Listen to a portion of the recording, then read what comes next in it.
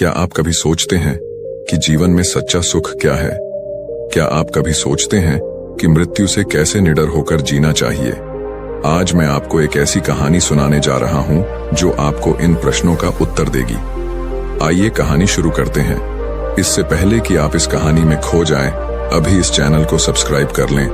एक बार की बात है, एक नौजवान युवक बुद्ध के पास आता है और उनसे कहता है कि हे बुद्ध, क्या आप मेरे एक सवाल का जवाब देंगे? बुद्ध ने मुस्कुराते हुए कहा कि पूछो, क्या पूछना है? इसके बाद उस युवक ने कहा कि हे बुद्ध, मेरी उम्र अभी बहुत ज्यादा नहीं है, लेकिन मैं बहुत परेशान रहता हूं, बहुत दुखी रहता हूं। मैं आपसे यह जानना चाहता हूं कि मेरे जीवन में अभी से इतनी दुख है, तो मेरी जिंदगी तो अभी बहुत बाकी है। क्या मेरे जीवन में दुख बढ़ते ही रहेंगे कि इन दुखों से छुटकारा पाने का कोई रास्ता नहीं है? यह सुनकर बुद्ध कहते हैं कि कहां है तुम्हारे दुख? मुझे तो दिखाई नहीं दे रहे। यह सुनकर वह युवक कहता है कि हे बुद्ध, दुख तो मेरे अंदर है, मेरे भीतर है, वह आपको कैसे दिखाई देंगे? यह सुनकर बुद्ध उस युवक से पूछते हैं कि क्या तुम्हें अपने दुख दिखाई देते हैं? वो युवक कहता है कि हाँ बुद्ध, मैं अपने दुखों को भली भांति देख रहा हूं। तब बुद्ध ने पूछा कि दुखों का मूल क्या है?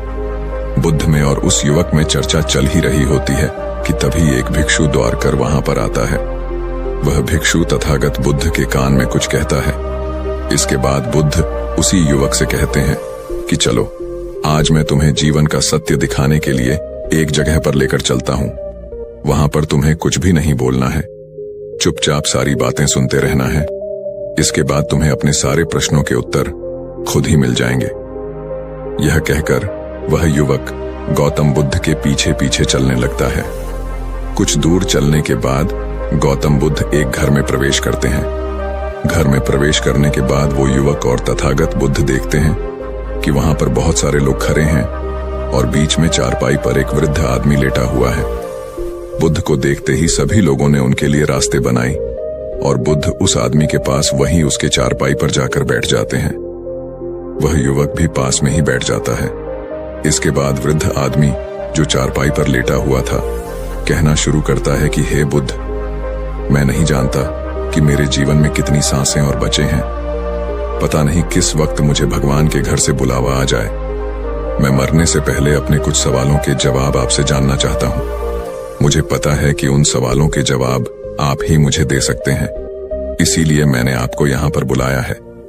इसके बाद उस वृद्ध आदमी ने कहना शुरू किया कि हे बुद्ध, अपने आखिरी वक्त में मुझे अपने बचपन के दिन बहुत याद आ रहे हैं। मैं अपने बचपन के दिनों को याद करता हूं और सोचता हूं कि वह भी क्या दिन थे। न कुछ पाने की फिक्र, न कुछ खोने का गम। बचपन के उन दिनों को याद करके मेरी आंखों में आंसू आ जाते हैं। मुझे लगता है कि कितनी आजादी थी उस समय, मेरा मन कितना खुला हुआ था। मन में कुछ भी पाने की इच्छा नहीं थी। जिस भी खेल में लग जाते थे उसी खेल में पूरे दिन लगे रहते थे। लेकिन कुछ समय बाद जैसे जैसे मैं बड़ा होने लगा, वैसे वैसे लोग मुझे जिंदगी की दौड़ में आगे निकलने के लिए कहने लगे। मेरे पिता अक्सर मुझसे कहा करते थे कि तुम पढ़ाई में अपने भाई जैसे क्यों नहीं हो, तुम दूसरे लोगों से पीछे क्यों रहते हो। यह सब सुनकर मेरा मन बहुत बेचैन रहने लगा। लोग मुझे बहुत ताने मारते थे, क्योंकि ना तो मैं खेल में अच्छा था और ना ही पढ़ाई में अच्छा था। सब लोग मुझे किसी और की तरह बनने के लिए कहते थे और उन तानों से तंग आकर मैंने जीवन में कुछ हासिल करने का निश्चय किया। मैंने अपने आप से वादा किया कि मैं भी अपने भाई की तरह कामयाब इंसान बनूंगा, और इसके लिए मैं दिन रात मेहनत करने में लग गया। शुरुआत में बहुत मुश्किल थी, बहुत निराशा हाथ लगी, लेकिन मैंने हार नहीं मानी और मैंने खुद अपना व्यापार खड़ा कर लिया। उसके बाद मुझे कुछ पाने का एहसास हुआ। मुझे बहुत खुशी हुई, क्योंकि जो लोग मुझे ताने देते थे वही लोग अब मेरे आगे पीछे घूमने लगे थे। कुछ वक्त बाद एक रईस बेटी के साथ मेरी शादी हो गई और उसके बाद मुझे लग रहा था जैसे मेरा जीवन स्वर्ग बन गया हो। कुछ साल बाद मुझे 2 बेटे प्राप्त हुए। दोनों बहुत ही सुंदर और हर्ष थे। अब मेरा मन मेरे बच्चों के लिए कुछ करने को उत्सुक हो गया। मैं और भी ज्यादा धन कमाने में लग गया और जल्द ही मैं अपने नगर का सबसे बड़ा व्यापारी बन गया। सब कुछ अच्छा चल रहा था, लेकिन अनहोनी को कौन टाल सकता है। एक दिन अचानक मेरी पत्नी मुझे छोड़कर चली गई। इससे मुझे बहुत गहरा सदमा पहुंचा। कई दिनों तक अपने घर से बाहर नहीं निकला। मेरे बेटे मुझे हिम्मत दे देते कि पिताजी माताजी तो नहीं रही और जो हो चुका वो वापस नहीं आ सकता, लेकिन हम दोनों भाई आपका हमेशा साथ देंगे, आपकी हमेशा सेवा करेंगे। आपको किसी बात की कोई चिंता करने की आवश्यकता नहीं है। और धीरे धीरे मैंने भी अपने मन को समझा लिया कि अब तो मुझे अपने प्रिय पत्नी के बिना ही जीना पड़ेगा। इसीलिए मैंने अपना मन अपने बेटों के साथ जोड़ लिया। उनकी खुशी में ही मुझे खुशी होती थी, उनके दुख में ही मुझे दुख होता था। इसके बाद मैंने कहा कि हे बुद्ध, जीवन चक्र में अक्सर मुझे महसूस होता था कि आखिर जीवन क्या है, जीवन को उसकी गहराइयों में कैसे जाया जाए, ये कैसे जाना जाए कि मैं कौन हूं और मैं इस दुनिया में क्या करने के लिए आया हूं। ऐसे तमाम सवाल मेरे मन में उठते रहते थे और मुझे आपके बारे में भी पता चला कि बुद्ध ऐसी ध्यान की प्रणालियां बताते हैं जिससे जीवन का मतलब समझा जा सकता है। लेकिन मैं हमेशा सोचता रहता था कि पहले मैं अपने जीवन से दुखों और परेशानी को दूर कर देता हूं, उसके बाद ध्यान में मैं अपना पूरा मन लगाऊंगा। और यही सोच सोच कर मैं कभी ध्यान नहीं कर पाता था। धीरे धीरे वक्त बीतता रहा और आखिर में उम्र ढलने के बाद मैं बीमार पड़ गया। वैसे मेरे जीवन में कोई कमी नहीं रही, मेरे बेटों ने मेरा अच्छा साथ दिया, मैंने जीवन में बहुत कुछ हासिल भी किया। लेकिन अब मैं अपने जीवन में अगर पीछे मुड़कर देखता हूं तो मुझे एहसास होता है कि मेरे बचपन के दिन ही सबसे प्यारे दिन थे। तब उस आदमी ने बुद्ध से पूछा, मैं चंद मिनट का मेहमान हूं, यह मैं जानता हूं, लेकिन क्या कुछ ऐसा सूत्र मुझे बता सकते हैं जिससे कि मैं सुकून से मर सकूं, मेरे मन के सारे सवाल जवाब शांत हो जाएं और मैं जीवन का असली मतलब समझकर मर सकूं। यह सुनकर बुद्ध ने कहा कि हर इंसान को बचपन के दिन प्रिय क्यों होते हैं, क्योंकि उस समय उसे कोई भी चिंता ही नहीं रहती, वह आजाद होता है, उसके मन में कोई लालसा नहीं होती, जिस काम में भी लग जाता है उसी में मग्न हो जाता है।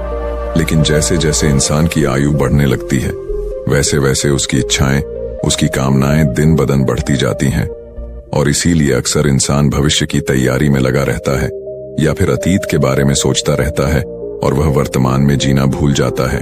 और वहीं अगर हम किसी छोटे बच्चे को देखें तो उसके लिए कोई भविष्य या कोई अतीत नहीं होता, उसके लिए बस वर्तमान होता है और इसीलिए वह वर्तमान में पूरा आनंदित होकर रहता है। तुमने अपना पूरा जीवन अपनी कामयाब हो, अपने बेटों, अपनी पत्नी और अपने भविष्य की योजनाओं में ही बिता दिया और तुम हमेशा यही सोचते रहे कि पहले मैं अपने जीवन को व्यवस्थित कर लेता हूं और उसके बाद सत्य की खोज करूंगा, उसके बाद ध्यान करूंगा। लेकिन हम यह भूल जाते हैं कि कल कभी नहीं आता, भविष्य की योजनाएं कभी पूरी नहीं होती। जब एक योजना पूरी होती है तो हमारा मन दूसरी योजनाएं बना लेता है और इस प्रकार जीवन चक्र चलता रहता है। और अब आखिरी समय में जब मृत्यु तुम्हारी सैया पर लेटी हुई है तो तुम्हें एहसास हो रहा है कि मैंने जीवन में कुछ भी हासिल नहीं किया। अब तुम्हें लग रहा है कि जो भी तुमने किया उसमें से तुम एक सुई भी अपने साथ नहीं ले जा सकते। अगर यही बात तुम उसी वक्त समझ लेते, मृत्यु कभी निश्चित होकर नहीं आती, वह तो कभी भी आ सकती है। अगर यह बात उसी वक्त तुम समझ लेते तो तुम उसी वक्त ध्यान और सत्य की खोज में लग जाते। तुम कोई ऐसी चीज खोजने की कोशिश करते जो तुम्हारे साथ जा सके, जो तुम्हें परिपूर्णता से मरने का मार्ग दिखा सके। उसी वृद्ध आदमी ने हाथ जोड़कर बुद्ध से कहा कि बुद्ध, यह तो मैं जानता हूं कि मुझसे गलतियां हुई हैं, मैंने अपने जीवन को सार्थक रूप से जिया ही नहीं और इस बात का मुझे बहुत गहरे में एहसास हो चुका है। लेकिन मैं आपसे फिर से वही सूत्र जानना चाहता हूं कि क्या मैं आई परिपूर्णता के साथ नहीं मर सकता? क्या मुझे अभी सत्य की कोई झलक नहीं मिल सकती? यह सुनकर बुद्ध ने उस आदमी का हाथ सहलाते हुए कहा कि अब तो एक ही सूत्र समझने लायक रह जाता है और वह सूत्र यह है कि तुमने जीवन में जो कुछ भी पाया या जो कुछ भी खोया वह सब यहीं पर छोड़कर चले जाओ, उसे अपने मन के साथ जोड़कर मत ले जाओ। अपने मन में यह भाव पैदा करो कि तुमने अपने जीवन से बहुत कुछ सीख लिया और वास्तविकता में तुमने अपने जीवन में बहुत प्रगति की है, क्योंकि तुमने यह जान लिया है कि जीवन में कुछ भी सार्थक नहीं है और यह जानना भी बहुत बड़ी उपलब्धि होती है। लोग जीवन भर जीते जीते मर जाते हैं, लेकिन उन्हें जीवन की निरर्थक का कोई पता नहीं चलता। इसीलिए अभी अपने मन से सारे सवाल गिरा दो और यह भाव पैदा करो कि जीवन में जो कुछ जानने जैसा था वह मैंने जान लिया है, और अब जीवन में कुछ भी जानने ऐसा नहीं बचा है। जब तुम इस बोध से भर जाओगे तो तुम बिल्कुल खाली होकर मृत्यु को प्राप्त हो जाओगे, और वास्तविकता में यही मरने की कला होती है। हमने जीवन में जो कुछ भी पाया, जो कुछ भी खोया, वह इसी दुनिया का था और वह यहीं पर रह जाएगा। हमारे साथ कुछ भी नहीं जाएगा। हम खाली जाएंगे, हम बिल्कुल खाली जाएंगे।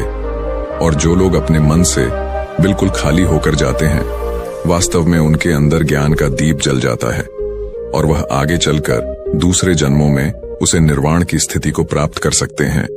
लेकिन उससे पहले तुम्हें इस जीवन की निरर्थक को समझना होगा। यहां पर कुछ भी पाना या कुछ भी खोना कोई मायने नहीं रखता। इसके बाद बहुत देर तक बुद्ध ने कोई सवाल नहीं पूछा और वह मुस्कुराते हुए मृत्यु को प्राप्त हो गया। इसके बाद बुद्ध ने उसी नौजवान युवक से पूछा कि क्या तुम्हें अपने सवालों के जवाब मिले, और मिले तो तुम्हें क्या जवाब मिले, सभी को बताओ। उसी युवक ने कहा कि हे बुद्ध, मुझे अपने सवालों के जवाब मिल गए हैं। वृद्ध आदमी के जीवन चक्र से मैं समझ गया हूं कि जीवन में कुछ भी पाने जैसा नहीं होता। सुख हो या दुख हो, सब कुछ यहीं पीछे रह जाता है, और अगर हम इसी चक्कर में फंसे रह जाएंगे तो हम सत्य को कभी नहीं जान पाएंगे। इसीलिए जीवन में सुख और दुख तो चलते ही रहेंगे। इसके साथ साथ चलते हुए ही हमें सत्य की खोज करनी पड़ेगी। लेकिन बुद्ध, मेरे मन में अब भी एक सवाल बाकी है जिसका जवाब जानना सबके लिए बहुत ज्यादा जरूरी है। मेरा सवाल है कि मैं ध्यान की यात्रा करने के लिए बहुत प्रेरित हुआ हूं, लेकिन मुझे कोई मार्ग नहीं पता।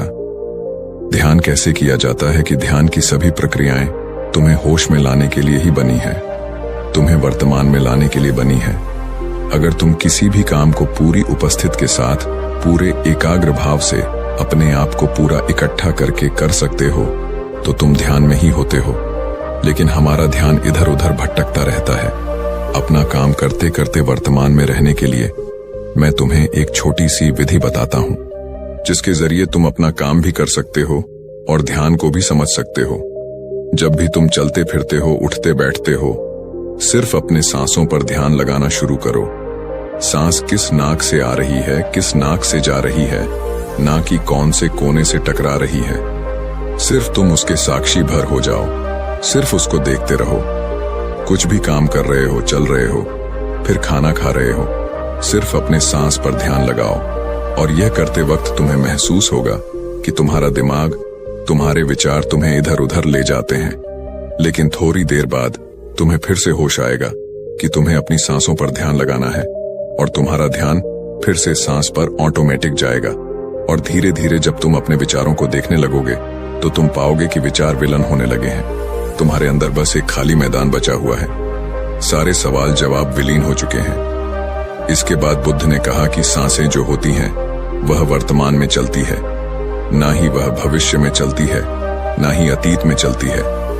वो वर्तमान होता है, वही वर्तमान स्थिति होती है। और जब तुम अपनी सांसों से जुड़ जाते हो तो तुम वर्तमान में ध्यान लगाना सीख जाते हो, क्योंकि सांसें जिन पर तुम ध्यान लगा रहे हो वो वर्तमान में चल रही होती है। इसके बाद धीरे धीरे कदम दर कदम तुम्हें ध्यान का खुद ही एहसास होने लगेगा। फिर तुम जो भी काम करोगे उसमें तुम्हारा पूरा चित्त लगा होगा। तो शुरुआत वहीं से करो जहां पर तुम हो। यहीं से अभी से अपनी सांसों को पकड़ना शुरू कर दो, जिससे कि तुम वर्तमान में ही रह सको। तो दोस्तों, उम्मीद है इस वीडियो से आपको काफी कुछ सीखने को मिला होगा, और अगर कुछ सीखने को मिला हो तो हमारे इस वीडियो को लाइक, शेयर और चैनल को सब्सक्राइब जरूर कर लीजिएगा, और साथ ही कमेंट में नमो बुद्धाय जरूर लिखिएगा। धन्यवाद।